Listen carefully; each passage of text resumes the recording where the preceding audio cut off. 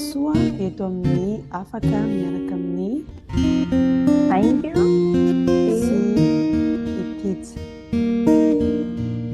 Manambahiny ny afaka podcast androany fia any Madagasikara, I Laingo any Irlande dia I Tija moa izany tompontrano sy mitondra ny traikefany ihany koa amin'ny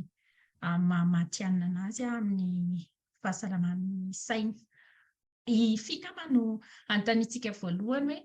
inona ilay mombamomba ny fia dia inona ilay zavatra tiany fia resahana androany. Miarahaba anareo rehetra, anareo telovavy miaraka amiko eto ary koa an'ny fiainany afaka podcast. Fira famandrian-jafy Ratsimba no anarako, mananjanaka ôtista aho, 12 taona, lahy izy. Dia iresadresaka momba ny zanako io, manasoa ny anarany sy ny fomba fiainany ôtista aty Madagasikara,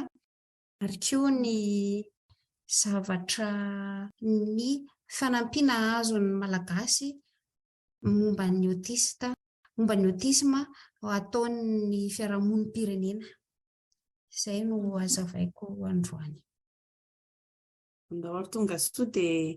efa tsy andronay ny ahafahantsika hoe mitafatafa momba an'izay. Tena manitikitika be. Mandinika anao anaty torimaso, mibanjina anao lavitry ny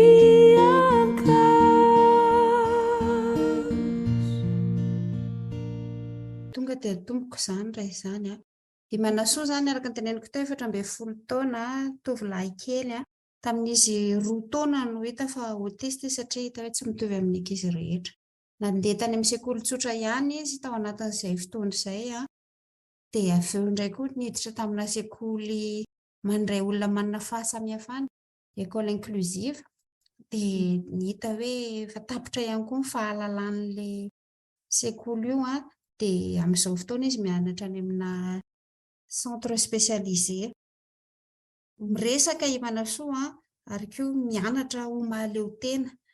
Ary ao anatin'izany fotoana rehetra tao anatin'ny 12 taona izany nisy karazany maro no prise en charge efa natao taminy, toy ny makany amin'ny orthophoniste, pédopsychiatre, psychomotricien,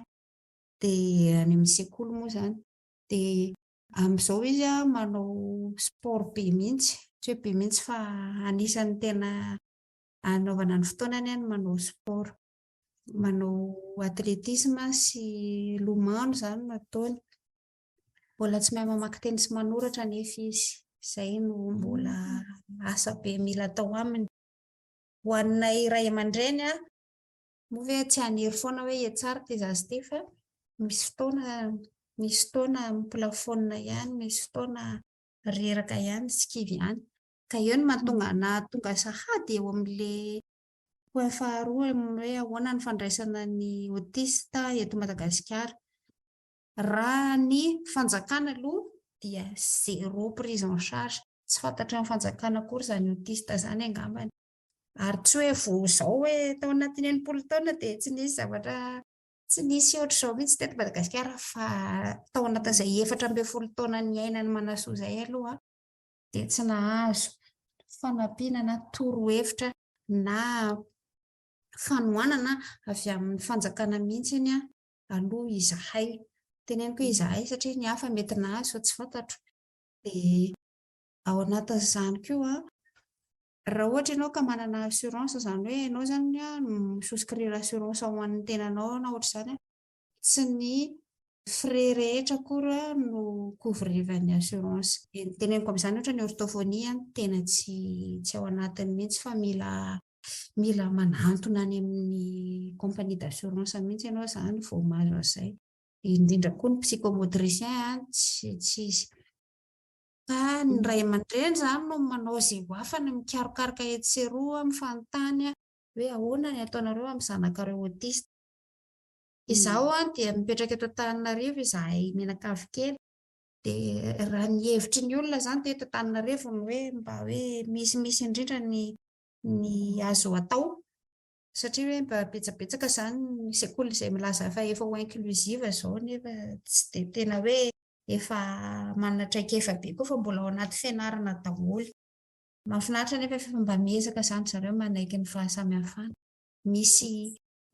teny hono izany tsy haiko na tena efa lalàna tokoa izy io na zavatra mivoaka fotsiny hoe ankehitriny ny sekoly dia tsy maintsy mandray olona manana fahasamihafana tsy afaka mandahy satria betsaka ireo ankizy lavan'ny sekoly izany. Dia ao anatin'izany nahafahana nahazo an'izay hoe tsy maintsy mandray ankizy manana fahasamihafana izay dia tonga eo amin'ny point fahatelo sahady ny ataon'ny fiarahamonim-pirenena ny société civile izany. Misy izany ireo association miezaka miady ho an'ny ôtista izay tsy maintsy moa izany ray aman-dreny foana no mameno an'ireo association ireo. Ny tena lehibe resako izao ohatra dia ny autisme Madagasikara sady izaho koa moa ao anatin'ny raha teo dia io izany no tena fantatro. Manao fampahafantarana sensibilisation eraky Madagasikara manomboka ny Antsiranana ka hatrany Taolagnaro dia manao fampahafantarana manangana ao antenne isaky ny ville sy azony hametrahana amin'izao izao efa 10 isan'ny antenne. Dia misy koa ny fédération an'ny autisme eto Madagasikara. Dia ireo izany miady ho an'ny ôtista fa tsy misy hoe sampana andraika tany fanjakana akory. Izay tompoko ny azoko lazaina ao anatin'ny fotoana fohy. Azafady raha ohatra ny lavabe. Nanampy be ka misaotra betsaka ny zaran'izay. Makasitraka anao dia valinao ka lasako ny sakio mitazana anao lay tsy manantsy mijerijery anao lay mikiotabahiny dia lasambozanao ry lay sombiny aiko draindray tomany draindray mikiky tsy misy afa-tsy izay raha fezina sy atsika. Tiako anontaniana voalohany indrindra satria izao izy efa mianatra dia le hoe tsy mbola manoratra sy mamaky teny. Le any amin'ilay fianarana misy anazy fa izany miaraka amin'ny ankizy anankifiry ny ankizy andraiketana mpampianatra anankiray. Ao amin'ilay izy izany tsy efa centre spécialisé misy azy izao fa tany amin'izay sekoly rehetra nalehany izany dia niezaka nampianatra nanoratra anazy daholo mandray penina mandray stylo ohatr'izay. Miteny hoe tena tsy mahay mihitsy izy ohatran'ny hoe tsy hitanao fa niezaka ataon'io zaza io hainy daholo mamaky an'io lettre de l'alphabet io hainy koa ny chiffre de 0 à 9 fa manambatra azy ohatra hoe Tija mbola tsy hainy fa hainy Tija izay izao hainy. Ka ny any am-pianarana raha izao izao any amin'ilay centre misy azy izao spécial lehilahy io centre io tsy mandray vavy ry zareo lahy daholo. Dia izao ry zareo efa tsy efa 15 pour 3 enseignants. Mpizaza 5 izany ny mpampianatra iray hitako hoe sarotra ihany aloha bon. Izaho moa izany ohatra mitombo eo amin'ilay hoe zara ry izy misy mandray aloha. Ia, misaotra betsaka ny amin'ny famalina fanontaniana. Manitikitika ndraiky hono ny any an-trano hoe manahoana ny ahafahany mitadidy ohatra hoe omena ny ankizy tiana mandray anjara ao an-trano raha ohatra arakaraka ny ankizy satria izao koa sarotra be le autisme tiana spectre izany hoe be dia be ny fahafahany raha hoe autiste anankiray izany hafa ny fahafahany noho ny zaza anankiray izany hoe tsy dia azo ampitahina loatra satria arakaraka le toerana misy anazy le fandraisany manodidina koa le satria ny environnement misy an'ilay zaza izany tena azo atao hoe goavana be eo amin'ilay hoe fanampianan'izay na manampitrotraka raha ohatra ka tsy voakarakara tsara izany ilay zaza. Nareo izany ohatran'ny hoe fahitako azy tena hainareo mihitsy ny nanampy azy ary mahalala an'ilay hoe mahafantatra an'le hoe zavatra tiany, izay no nahatonga an'le hoe zavatra inona ny qualité any anatiny dia taritina amin'iny izy. Ohatra zao hoe le resaka sport, izay zao ohatra ny efa incliné any kokoa izy mirorona kokoa any dia hoe atosikareo amin'izay izy. Fa ny any an-trano ny communication hoe fomba firesahanareo na ny hoe fomba firesahana andraikitra kely tsy fantatro, tsy voatery hoe ana fa hoe manatitra kopy any amin'ny lavabo ohatra. Manahoana ny ohatran'izay, mahavita an'izay ve izy ao an-trano? Mahavita izy satria ampianarina izy izany amina raharaha kely tsotsotra arak'izay teneninao izay manatitra kopy any an-dakozia ohatra izay. Dia izay koa moa izany efa mahay azy izay satria ato ny tena fianarana lehibeany. Dia efa mahay hoe ahoana ny fomba fikomunikena aminy, ahoana ny zavatra tiany dia inona ny zavatra tsy tatiny mihitsy. Ao anatin'ny zavatra tiany manana an'le tsy haiko ny anarany amin'ny teny malagasy, mety tsy misy kory ary. Manana an'le objet de transition izy, izany hoe zavatra kely tazominy amin'ny tanana izay foana. Tsy azo ny aina raha tsy misy an'iny izy. Iny moa izany mbola tena adi-hevitra be entre ny ray aman-dreny, ny mpampianatra, ny pédopsychiatre, ny sy ohatr'izay hoe atsaina mitazona an'iny ve izy sa janona. Ny pédopsychiatre miteny hoe aleo izy hitazona an'iny fa iny amin'iny izy mahatsiaro confiance. Ny mpampianatra miteny hoe ajanona iny fa tsy mahavita, tsy misy zava-banona mihitsy raha vao misy an'iny. Izay eo ampovoany izany ahoana ny atao amin'ity zaza. Dia ankehitriny hoe izany izay efa mba faly rehefa mandeha mianatra izy dia tsy mitondra, efa mba hoe aleo ajanona ity zavatra keliko ity. Fa ato an-trano izy tsy feranay manao an'iny, atao hitany eo foana raha mba atsiarovany hoe en sécurité izany tsisy atahorany ato amin'ity trano ity, olona azo nitokisana daholo ny ato ohatr'izay. Izay izany firesaka ny fikomunikena aminy aloha izany fa zatra eo izay amin'le tena hoe individualisena mihitsy le izy izany, fa tsy fantatro raha misy zaza ôtista hafa zao ataoko an'le izy. Tsy fantatro, efa nahita mihitsy hoe repère mentre izany raha mikomunike amin'ny X ohatra hoe mpiara-mianatra aminy dia tsy mandaitra. Otra nanana fanontaniana. Tsy tena fanontaniana izany fa za moa izany nisany andraikitra ataoko izany ny manabe zaza ôtista amina préscolaire ôtista eto Irlande. Dia manaraka ihany koa mikarakara ny zaza manana besoin complexe izany any amina école tsotra ireo izany andraikitro eto amin'izao fotoana izao. Dia ny tiako nampiana le nitenen'ny fy teo hoe izay mihitsy hoe ny zaza anankiray voalohany indrindra ny ôtista anankiray tsy hitovy amin'ny ôtista roa, telo, efatra, dimy, samy hafa daholo ireo. Dia hitako tena mahafinaritra ilay fizarana nataon'ny fy satria fantatrareo tsara momba manasoa ny zavatra tiany, ny zavatra tsy tiany. Ary eo ny tena ilaina an'ilay fifandraisana sy fiarah-miasa amin'ny mpampianatra sy ny ray aman-dreny satria ny ray aman-dreny ny tena mahafantatra voalohan'ny ankizy. Ary hitako koa ilay misy efa mitady moa izany nareo izao ilay maharitry raisina hoe ilay objet de transition omena ny manasoa ve sa tsy omena. Dia ho anay manokana izany raha ny traikefa efa azonay izany dia iny tazomin'ilay ankizy iny raha ohatra iny arak'ilay tenen'ny fiaina azy teo hoe mahatsapa izy izany hoe en sécurité eto na tsy stressé izany, tsy sahirana izy izany eo amin'ny tontolo misy anazy na any am-pianarana io na eny an-tokotany na any an-trano.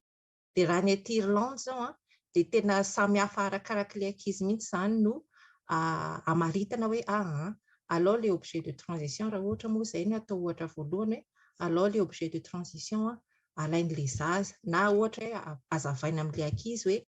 amin'izao fotoantsika afaka mampiasa an'io rehefa makany tokotantsika afaka tsy mampiasa azy. Fa arakarak'ilay ankizy io tiako amafisana kely angamba, anampiana kely. Misaotra betsaka Laingo. Nisy zavatra ho anampiany fy kely momba an'izay? Ampy tsara sady ny fanazavan'ny Laingo izany vao may mampahazoaina be anay bon ao anatin'ilay lalana ihany izany fa tsy mivily be loatra fa tsy misy anampiana akory. Tena izay mihitsy ilay izy satria le izy koa zany hoe za hoe tena hoe zany zao efa tena fahombiazana ny amin'ny fiarahana amin'ny zaza ohatran'ny manasoamako le zavatra kely vita iny iny foana no ohatran'ny hoe ankalazainao le zavatra kely vita tsikelikely iny dia iny no ampitomboana tsikelikely tsy afaka ny anao hoe tonga dia mandingana lalana be ohatrany hoe za zao tena hoe nahita hoe manana flexibilité ihany izy na dia mitondra an'izay hoe amin'ny maha-ôtista izay hoe nanaika an'izay hoe any am-pianarana izy tsy mitondra an'ilay izy fa ady an-trano izy satria misy nefa ny kisasany tsy manaiky mihitsy na iza dia izay zao dia efa hoe ankalazaina sy ny hoe azonao ampitomboana zany arak'izay hoe tena hoe pazapala izy dia hoentina tsikelikely arak'izay. Lasa sy ezaka ataonao matory misakafo mifaly milalao.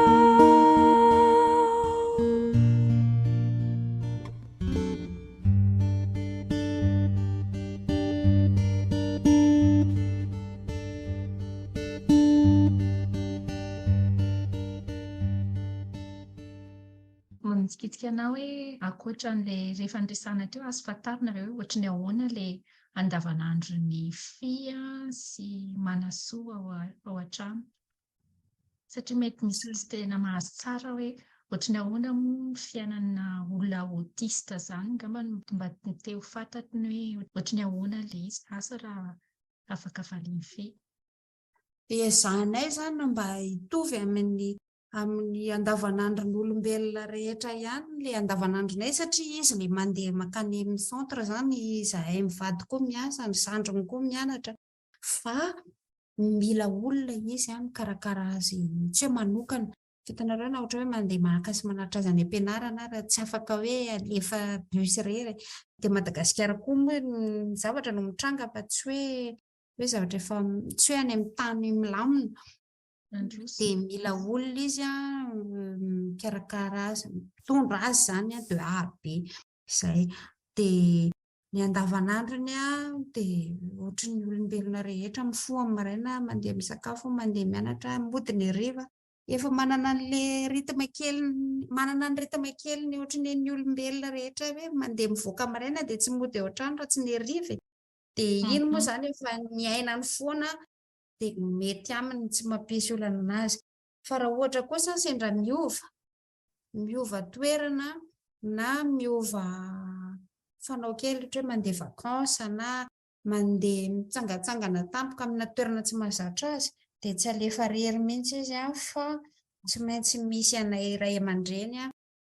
na izay mivady na izay efa mianaka mihitsy miaraka na au moins ray aminay miaraka aminy. Ilay prof de sport moa zany zao efa tohin'ny olona atao an-trano mihitsy satria efa ny ohatran'ny 5 taona angamba izy izay niaraka taminy dia efa mba afaka hoe alefa rery aminy. Singaniko kely fotsiny amin'izay resaka hoe sport izay misy zany amin'ilay manao atletisme zao dia anisan'ny fifaliana ho anay hoe hitanareo manao trail tsotsotra reny izany manao 10 kilometra mihazakazaka dia misy mandeha tongotra dia finaritra anay izy rehefa mahavita zavatra ohatr'izany dia ohatran'ny didadidaka kely hoe aloha izay resaka momba azy dia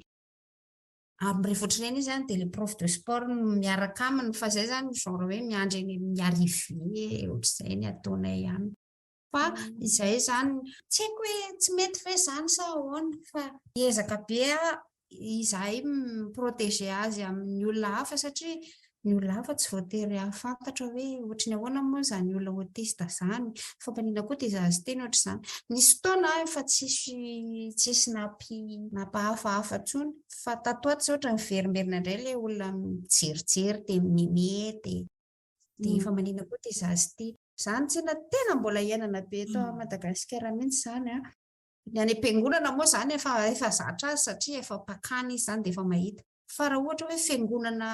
vaovao ohatra hoe no andehananay na milieu vaovao dia efa miomana ianao hoe misy fijery hafahafa azo antezazy ity dia izany ny fiainanay ataoko hoe andavanandro zany efa somary mivoana ny andavanandro ihany dia hoe misy particularité kely fa rehefa tsy mianatra kosa izy dia izy entinay foana amin'izay tany alehanay rehetra eny an-tsena eny an-dalambe rehetra entina foana izy satria na ho anay koa arany rehefa mahasamy mitondra azy makany izay dia efa midika izany ho anay efa manaiky miaksepte ny fahasamihafany manao soa izahay dia ny olona moa izany mijerijery ataona fa tsy voatery mahay daholo ny olona rehetra fa mianatra tsikelikely mahavaly ve zaho fanontaniako izany ry Haingo Sotra betsaka fi dia varinao ka lasako ny saiko mitazana anao lay tsy manatsy mijerijery anao lay mikiotabahiny dia lasamborinao ry lay sombiny aiko draindray tomany draindray mikiky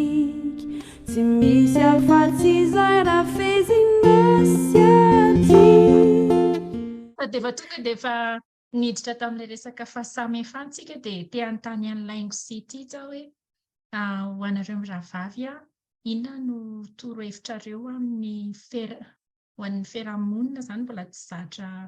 ohatra hoe olona ôtista toy an'ilay resantsika farany moa izy ity momba ny fahasamihafana dia inona no tianareo mirahavavy ho resahana hoe hanajana an'ilay fahasamihafana sy anekena izany hoe tsy voatery hitovy daholo ny olona rehetrarehetra. Ho anahy manokana izany amina olona miara-miasa amina ankizy ôtista izany na ankizy manana besoins spéciaux dia ny hafatra tiako ampitana dia hoe arak'ilay teny Haingo teo hoe mila manaja ny fahasamihafana satria isika rehetra samby olombelona daholo, olombelona manam-panahy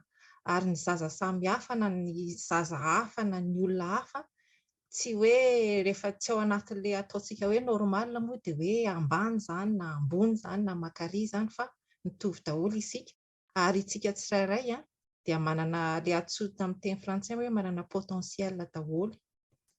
dia anjarany tsirairay fotsiny no anjarantsika izany no manaja ny olona manodidina antsika dia omeko ohatra fotsiny izao hoe raha ny ankizy niara-niasa tamiko izao ohatra dia misy tsy mahazaka feo rehefa mandeha makany ivelany dia mikikiky izy rehefa ohatra tsy mahazaka ilay feo satria izay ny fomba iarovany ny tenany izany amin'ilay tsy fahazakana feo dia marak'ilay teneny moa hoe misy moa ny olona mijerijery misy ny olona efa mahafantatra hoe mety mahazaka ilay feo dia mizara izany ilay fiarahamonina fa ny tiako hatongavana izany hoe rehefa ohatra hoe misy olona na ankizy tsy mahazaka ilay feo dia ny aty moa izany aty Irlande efa misy ilay kasika spesiala afaka ampiasaina izany raha ohatra manaiky ny ampiasa an'izay ilay ankizy raha tsy manaiky moa dia miala amin'ilay toerana dia azavaina tsikelikely aminy hoe rehefa mandeha amina toerana ohatran'izao dia mety mafimafy ilay feo dia omena safidy koa ny ankizy izany koa afaka atao izany hoe omena safidy ilay ankizy izany hoe te handeha ve sa amin'ny manaraka vao mandeha dia ny amafisako ny fitinako anazy izany hoe ny isika fiarahamonina mampianatra antsika ny olona samihafa mampianatra antsika mba hifanaja mba hanaiky ilay fahasamihafana fa tsy hoe hampianatra antsika ny ilikilikan'ny zareo akory tsy izay akory fa tena mampianatra antsika hifanaja izay no amtinako ilay resaka fahasamihafana. Anapiko ny tenen'ny Laingo efa voafehy daholo moa ilay izy voafehin'ny Laingo fa ny nataon'ny fiko izany tena mety mihitsy ny ataonareo hoe hoentina satria ohatra ny olona rehetrarehetra amiko tsy misy hoe tsisy normal izany fa samy hafa daholo ny olona tsirairay avy manana ny fahasamihafany daholo ny olona tsirairay avy ary manana ny santany izany na ohatrany ahoana ary hoe tsy misy olona mitovy fa samy hafa daholo na piraitam-po na kamba na raikibo ary dia samy hafa ny toetrany samy hafa ny olona izany samy hafa mihitsy dia izay ilay izy hoe ny faneken'ny olona izany dia manomboka amin'ny hoe fahafantarany koa izany hoe mampafantatra ohatry ny ataontsika izao hoe miresaka momba ny hoe izay no zava-misy dia rehefa mahita an'ilay izy koa dia mila tena hoe mila mafy izany ilay olona miaina an'ilay izy koa satria mila an'izay ilay hoe marina ny olona aloha hijery fa tsy afaka ny ametra an'izay fa ny hoe tsika izany efa tonga dia efa hoe izay no izy dia manampy miresaka hoe ilay resaka fanekena fa ilay hoe ilay resaka firaisankina amintsika malagasy angaman'izay hoe firaisankina sy ny hoe fitiavana angambany hoe amin'ny olona ivelany ohatrany hoe ilay fitiavana ohatrany hoe somary privé kely fa ilay ray fihavanana sy firaisankina angamba no hitondrana azy amin'ilay hoe amintsika malagasy tsika malagasy koa matetika ohatrany hoe rehevo somary samihafa dia manana tendance-ny anafina ny olona amin'ilay tahotra fa tena mety ny hoe miaina ohatra ny olona rehetrarehetra dia izay tenen'ny olona marina fa mafy aloha ilay izy fa hoe tsy ho fantatry ilay olona ilay izy raha tsy mahita izy ary mahita sy miaina miaraka amin'ilay olona koa miara-miriary eny. Tena mazava tsara ny hevitry Tija sy Laingo dia tsy mahita ho ampiana intsony fa raha zaho mantsy miresaka momba ny ôtisme dia tena tsy haiko ary tsy mety vita mihitsy fa mahita ho resahana foana fa mampafantatra fotsiny fa tsy manasoa rery ny ôtista eto Madagasikara fa efa betsaka ry zareo no efa hita matsapa indray aman-dreny hafa izany zanako izany dia mampalahelo indrindra izy rehefa ilay hitanareo ilay any ambanivohitra dia tsy afaka misy manoro dia lasa manjary mahatsiaro hoe maditra ilay zaza na misavian'olona izany mantsy mbola anisan'ny zava-mitranga be mihitsy na misavian'olona eritrereto hoe na eto Antananarivo raha mbola misy miteny hoe fahiana no nataonareo tamin'ny mbola tsy niteraka ny zaza io no mandeha izao ny zanakareo izay vao ilikilika izany eto mbola betsaka loatra fa ny ilikiliany izay ny tena marina fa nefa koa ezahana ny mampafantatra indray aman-dreny hoe tsisy voatanareo any mampa-ôtista no zaza io izay no tena ady lehibe eto koa izany nakadiniko ny teny azy Laingo. Ie, ny zavatra kely nanaitra anany teneny ty hoe le lazain'ny olona zany hoe maditra ny zanakareo izanakareo fa tadiditsika fa tsika olombelona manana besoin, misy besoin isan-karazany dia matetika ny indrindra fa ny ankizy kely zany rehefa ohatra hoe tsy ampy le besoin iny na besoin ara-tsakafo na araky ny affection ialana tsiny moa fa mampiasa teny vary amin'anana be dia matetika any amin'le comportement no fomba izaran'le hoe tsy fahampianan'izay besoin zay dia izay no tiako naitrana kely izany le niteneny fity hoe lazaina fa zaza maditra nefany matetika izany misy besoin tsy ampy ao hoe tsy hitan'ilay zaza tsy feno tsy feno dia mitroatra dia tsy hitan'ilay zaza izany na ny ankizy hoe ahoana ny fomba hitenenana hoe za mila an'izao dia eo no mitranga ilay comportement. Manitikitika anahy hoe inona ny ataonareo manoloana an'izany rehetrarehetra izany hoe marina hoe eo ilay hoe manaiky fa hoe inona koa ny karakaranareo ny tenanareo izany manoloana an'izay ilay hoe izay ohatrany hoe karazana ohatrany hoe fitsaram-bahoaka mihitsy izany amiko e. Izay ny antom-pisian'ny association maromaro eto Madagasikara le miady manao sensibilisation ohatra izany averiko indray ny ôtisme Madagasikara izany miady mba hisian'ny lalàna hivoaka ho an'ny olona manana fahasamihafana ohatr'izay dia raha ho anahy personnellement ary indrindra ny tena iainan'ny ray aman-dreny personnellement impuissant ihany ny oharina amin'ny société izany rehefa tena iny fa hiara-hitroatra aminao misy olona izao olona very ny zanany satria ôtista mipiritsaka vao an-trano ao dia bien sûr ny fiarahamonina tsy eritreritra mihitsy hoe ôtista toetra ny zaza io anie ilay ôtista mipiritsaka sy ny sisa ary olombelona ihany koa ilay mpiambina azy dia mety mifapiritsaka dia tonga dia hoe tsy tianao zanakareo rehefa tsy tiana dia maninona raha tsy miteraka azonareo manao vavabe fa hatreto aloha mahatsiaro hoe mikikika any anaty tany efitra ny fiteny azy tsy mamaly izay ny tena marina ny ankamaroan'ny olona tsy mamaly fa avela fotsiny aloha izy tsy hainy atahoana tsy voateroainy izay ny tena amin'ny ankapobeny ny fomba asetry ny ray aman-dreny amin'ny teny ataon'ny olona izay mety hoe mankarary tsy hoe mety tena mankarary ary asetry amin'ny fanilikiliana misy. Enjana be izany, tena mafy izany. Ka satria tsy afaka hiady ho an'ny zoan'iny olona iny akory ary satria zay le izy tsy mitovy tsina ilay tany iainana tsy ohatry ny any ivelany any amin'ny tany misy anareo hoe misy structure manampy reny olona reny, misy avocat misy iny fa ny aty ny olona tsotra raha tsy manana avocat moa ka ahoana olona manana fahasamihafana tsy tenenina intsony ilay hitanareo lasa manitatra be anefa zava-misy eritreretinareo hoe teto Antananarivo nisy tovovavy ôtista nisy nanolana dia be voka ilay zanak'olona dia niteraka sy ny rehetra tsisy miraharaha izany hoe olona mampalahelo anie io ohatr'izao anie io fa reny ary ny tena ararotiny olona mampalahelo izany dia mankasitraka indrindra fia amin'ny fampahafantarana sy manaiko vahinay mety mbola ho asaina indray fia manaraka satria tena ilain'ny olona mahalala an'ilay izy ilaina izao izany ny fanombohany hoe firesantsika no manomboka ny firesana an'ilay izy izany no naizanaiza dia manomboka mahafantatra ny olona ary manomboka manaiky tsikelikely dia mirary soa. Misaotra nandray anay tato amin'ny afaka podcast. Misaotra betsaka nandray anay nandray ahy. Ny dada niambinya ny neny adidi izay raisinay andraiky draisire.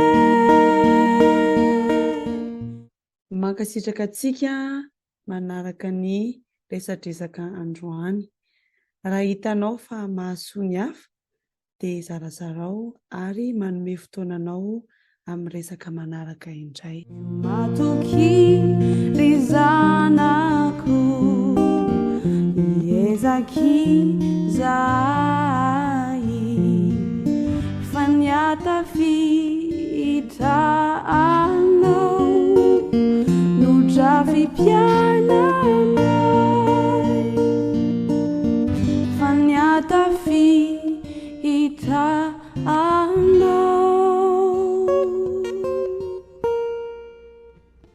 no dravy piainanay